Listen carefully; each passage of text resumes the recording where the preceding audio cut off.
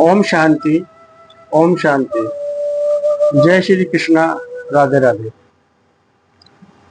भक्तों, आज मैं आपको शास्त्रों में वर्णित एक ऐसे प्रसंग के बारे में बता रहा हूं जिससे आपको भी पता चलेगा कि भगवान भी ऋणी हुआ करते हैं, उनके ऊपर भी ऋण चढ़ जाता है, भार चढ़ जाता है, कर्जदार हो जाते हैं, भगवान भी कर्जदार हो जाते हैं। अब भगवान कर्जदार किसके होते हैं? भगवान कर्जदार उन लोगों के होते हैं जो कि सदकर्म किया करते हैं और उनकी पूजा अर्चना किया करते हैं। उनको पूजा अर्चना से भी कोई इतना वो नहीं है, उनका ये है कि भाई इंसान को मैंने भेजा है तो वो सदकर्म करे, ठीक है। तो उन इंसानों के भगवान ऋणी हो जाते हैं जो सदकर्म किया करते हैं और भगवान की पूजा किया करते हैं। तो शास्त्रों में एक कथा आती है कि एक सज्जन थे, वो रोजाना भगवान की पूजा किया करते थे।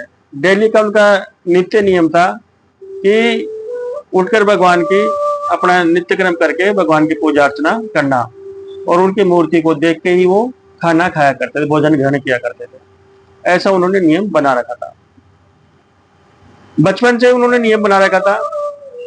युवावस्था आ गई थी और युवावस्था से भी कुछ थोड़ी ज्यादा ही अवस्था हो गई थी, लेकिन उनका नियम बना हुआ था। देखिए, नियम होता है एक इंसान के जीवन में, तो वो नियम उनका बना हुआ था। एक दिन क्या हुआ कि जब वो मंदिर गए तो मंदिर के सामने चले गए, हाथ जोड़े तो मूर्ति गायब, यानी कि मूर्ति वहां पे थी नहीं मूर्ति। तो इधर उधर देखा, बोले मूर्ति कहाँ गई, मूर्ति कहाँ गई। फिर मतलब उनको नजर नहीं आई मूर्ति। तो उन्होंने साथ वाले से पूछा, बोले कि भाई वहां पे जो लोग थे उनसे पूछा कि यार ये मूर्ति कहाँ गई। तो मूर्ति कहाँ गई, मूर्ति तो सामने है। बोले कहाँ सामने? बोले वो रही दुनिया किसके हाथ जोड़ रही है, और जो इतने लोग आए हुए हैं वो किसके हाथ जोड़ रहे हैं, मूर्ति तो सामने है। बोले कि नहीं, मेरे को तो नजर ही नहीं आ रही। बोले कि नहीं महाराज, मूर्ति सामने है, वो आपको देखिए आप अच्छी तरीके से। तो उन्होंने सोचा कि शायद भीड़ की वजह से मुझे मूर्ति नजर नहीं आ रही है। तो वो थोड़े ऊंचे होकर देखे तो भी मूर्ति नजर नहीं आई। फिर सोचे कि मैं थोड़ा पीछे चला जाता हूँ, शायद पीछे से मुझे नजर आए मूर्ति, और ऊंचा होकर देखता हूँ। तो वो पीछे चले गए तो भी मूर्ति नजर नहीं आई। फिर उन्होंने किससे पूछा कि मुझे मूर्ति नजर क्यों नहीं, मूर्ति कहाँ गई यहाँ से? बोले मूर्ति सामने तो है। बोले कि कहाँ पर है सामने, मुझे तो मूर्ति नजर ही नहीं आ रही। फिर उन्होंने क्या किया, भीड़ के छटने का इंतजार किया। तो फिर देखते हैं कि आगे गए, फिर वो जो भीड़ छट गई तब भी उनको मूर्ति नजर नहीं आई। तो उन्होंने जो वहां पे पंडित जी जो सेवा अर्चना किया करते थे उनसे पूछा कि पंडित जी आज ये मूर्ति कहाँ गई?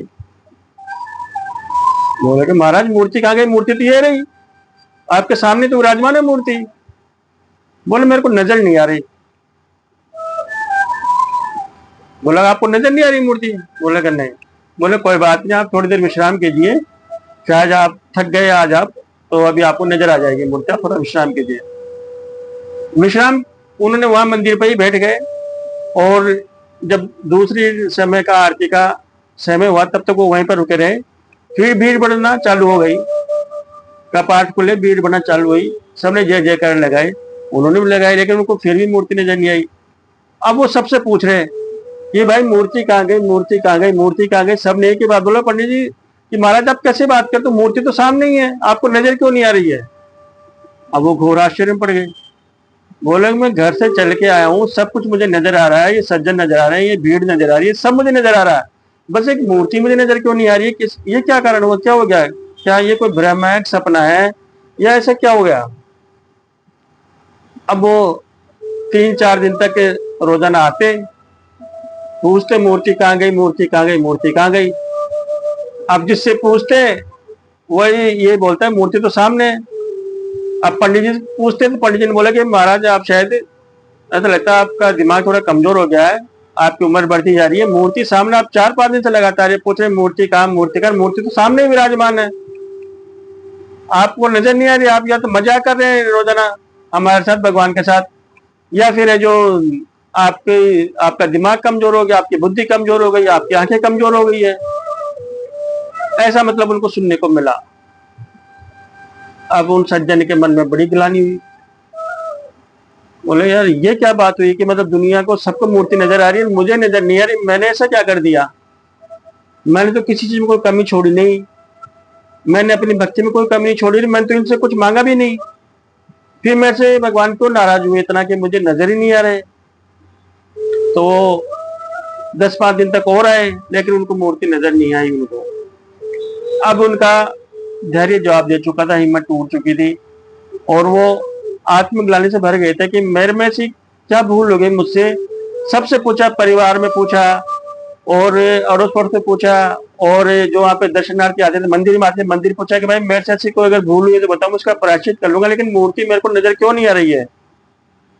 तो उन सबने पूछा कि भाई जिनसे तो पूजा करता था, बोले जिनकी आप पूजा करते थे आप उनसे पूछिए कि आपको मूर्ति नजर क्यों नहीं आ रही। और मंदिर गए वापिस दूसरे दिन, बोले कन्हैया मेरे से क्या भूल हुई जो आप मेरे को नजर नहीं आ रहे हो, सबको तो नजर आ रहे हो, सबने मुझे एक तरीके से पागल घोषित कर दिया है, लेकिन आप तो मुझे ये बताओ कि आप मुझे नजर क्यों नहीं आ रहे हो। लेकिन वहां पे मूर्ति तो थी नहीं, उनको नजर आ ही नहीं रही थी, तो क्या बोलते। तो जब वो कोई जवाब नहीं मिला तो उनकी आंखों से आंसू बह निकले।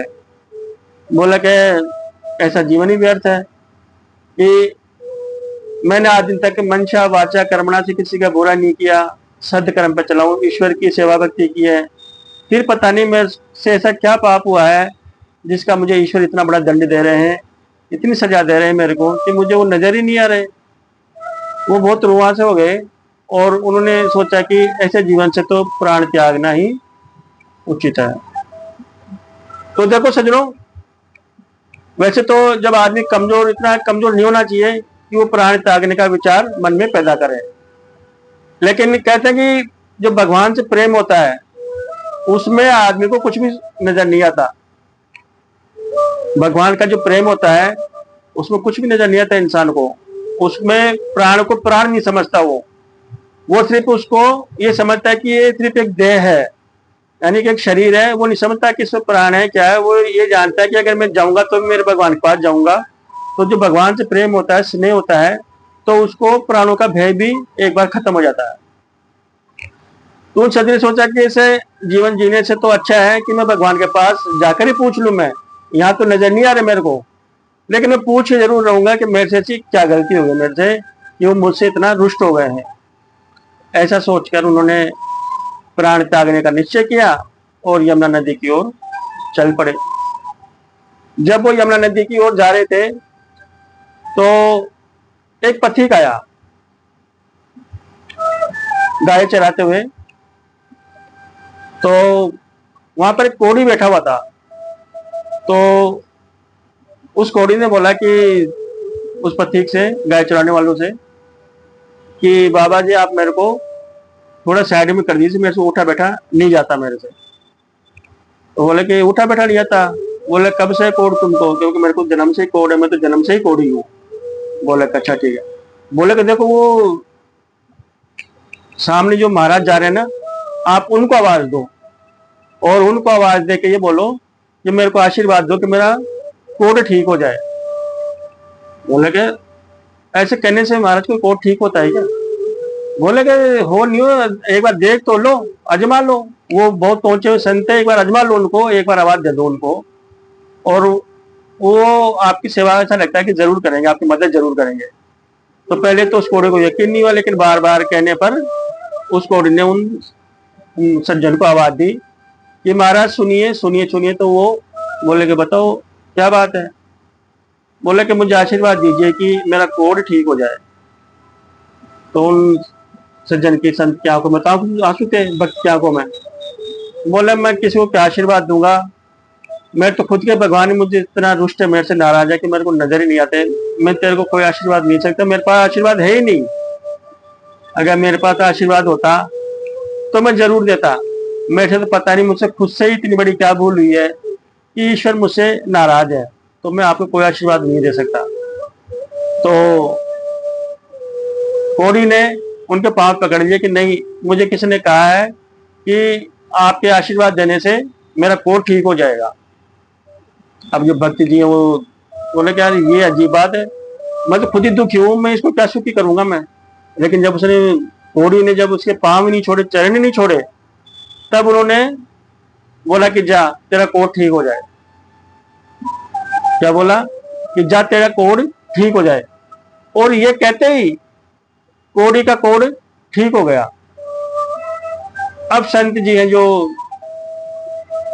बड़े आश्चर्य पड़ गए कि मेरे को भगवान नजर नहीं आ रहे और मेरे कहने से मतलब इसका कोढ़ ठीक हो गया। मेरे शब्दों में तो इतना जादू नहीं है, ये किसके शब्द हैं, ये किसका आशीर्वाद है जिससे कि ये कोढ़ी मेरे कहते ही ठीक हो गया। तो उन्होंने पूछा कि भाई एक बात बताओ, ये आपको किसने बोला कि मेरे ऐसा कहने से आपका कोढ़ ठीक हो जाएगा। तो कोढ़ी ने बोला कि जो सामने जो पथिक है जो गाय चरा रहे हैं, उन सज्जन ने बोला कि मैं आपके पास जाऊं और आपका आशीर्वाद मांगू तो मैं क्या मेरा कोढ़ ठीक हो जाएगा। तो भक्त ने सोचा कि एक बार मिल लेना चाहिए, प्राण तपन त्याग रहे हैं, लेकिन एक बार मिल तो लूं कि मतलब उनको कैसे पता चला कि मेरे शब्दों में इतना जादू है, इतना वो है मेरे शब्दों में वजन है कि एक आदमी ठीक हो जाएगा, कोढ़ ठीक हो जाएगा, जन्मजात कोढ़ ठीक हो जाएगा। तो वो मिलने के लिए गए उनके पास, बोले कि प्रणाम भैया। भाई बोले प्रणाम। बोले कि आपने इस कोढ़ी को ये कहा कि मेरे कहने से इसका कोढ़ ठीक हो जाएगा। बोला हाँ, आपके कहने से क्या नहीं हो सकता, कोढ़ को नहीं ठीक हो सकता आपके कहने से। बोले भैया आप अजीब मजाक कर रहे हो, मेरे को तो मूर्ति नजर नहीं आ रही, मैं तो अपने प्राण त्यागने जा रहा हूँ। मैं आज महीने भर हो गए, लेकिन मेरे को मूर्ति नजर नहीं आ रही है। कि मेरे में इतनी शक्ति होती, भक्ति होती तो मेरे प्रभु के दर्शन नहीं कर लेता मैं। तो बोले प्रभु के दर्शन तुम्हें हुए नहीं अभी तक? बोले कि नहीं। बोले कि मन की आंखों से देखो, तुम्हें प्रभु के दर्शन हो जाएंगे। तो सज्जन ने जब आंखें बंद की तो साक्षात उस ग्वाले के रूप में भगवान श्री कृष्ण नजर आए। तो वो रोने लगे भक्ति भाव से और उनके चरण पकड़ दिए। बोले कि प्रभु ये कैसी लीला, ये कैसी माया है कि जब मैं वहां पर जाता था, मंदिर जा रहा था महीने भर से, लोगों ने मुझे पागल घोषित कर दिया और मैं अपने प्राण त्यागने आ गया। तब भी मतलब ऐसा मतलब हुआ कि आप नजर नहीं आए, तो अब ये कैसी लीला है? तो ईश्वर ने कहा कि हे भक्त, मैं मूर्ति में इसलिए तुमको नजर नहीं आया, मूर्ति तुमको इसलिए नजर नहीं आई क्योंकि मैं तुम्हारा ऋणी हो गया था। बोले कि मेरे ऋणी? बोले कि हाँ। बोले मेरे ऋणी कैसे हो गए प्रभु आप? बोले कि मैं तुम्हारा ऋणी इसलिए हो गया कि जन्म से लेके आज तक तुमने मेरे से कुछ मांगा ही नहीं, बस दिए दिए गए जा रहे हो, दिए दिए जा रहे हो। अपनी भक्ति का जो प्रताप है वो मुझे दिए जा रहे हो, तो भक्ति करे जा रहे हो, करे जा रहे हो, भक्ति के एवज में कुछ मांगा ही नहीं। तो कुछ मांगा नहीं तो मेरे ऊपर तो भार रह गया नहीं है, तो मैं उस भार को कैसे उतारता, मैं उस ऋण को कैसे उतारता? तो उस ऋण को उतारने के जब तुमने कुछ मांगा नहीं, तो मैंने सोचा कि यदि अगर ये भक्त ऐसे अपने प्राण त्याग देगा और कभी कुछ नहीं मांगेगा तो मैं तो ऋणी रह जाऊंगा, इस जन्म में उसका ऋणी रह जाऊंगा मैं। तो मैं ऐसा कोई कर्म नहीं करता, मैं किसी का ऋणी नहीं रहना चाहता। जिसका जो ऋण होता है मैं उसको उसी जन्म में वापस कर देता हूँ, उसका भार उतार देता हूँ मैं। जो कोई मेरी भक्ति करता है, सदकर्म सदमार्ग चलता है, तो मैं उसका ऋणी हो जाता हूँ मैं।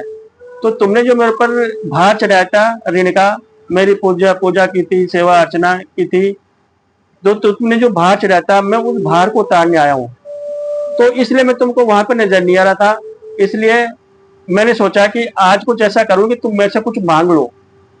तो जब मैंने इस कोड़ी को ये बोला कि तुम उनसे बोलो कि तुम ठीक हो जाओ, तो फिर तुमने क्या किया कि मेरे से कुछ मांग लिया। क्या मांग लिया कि इस कोड़ी को, भगवान इस कोड़ी को ठीक कर दो। तुमने मांग लिया, तुमने कुछ मांग लिया, तो थोड़ा सा मेरा कर्ज उतर गया। तो इस कर्ज को उतारने की वजह से मैं, तुम्हें मूर्ति नजर नहीं आ रही थी, मैं इस कर्ज को उतारना चाहता था, इसलिए मैं साक्षात तुम्हारे पास आया हूँ। आज मेरा कुछ कर्ज हल्का हो गया है, और आप जैसे मानव बहुत कम मिलते हैं। नहीं तो आज के मानव ऐसे होते हैं कि अगर चाबी भी खो जाए तो ये बोलते हैं कि मैं 11 रुपए का प्रसाद चढ़ाऊंगा, मेरी चाबी मिल जाए, मेरा ये काम हो जाए, मैं ये करूंगा, मैं वो करूंगा। मांगना बुरी बात नहीं है, ईश्वर से मांगना बुरी बात नहीं है। सब मांगते हैं, मैं भी मांगता हूं, आप भी मांगते हो, सभी मांगते हैं। लेकिन कुछ भक्त ऐसे होते हैं जो मांगते ही नहीं है ईश्वर से, बस उनकी पूजा किए जाते हैं, पूजा किए जाते हैं, पूजा अर्चना सेवा में लगे, कुछ मांगते ही नहीं है।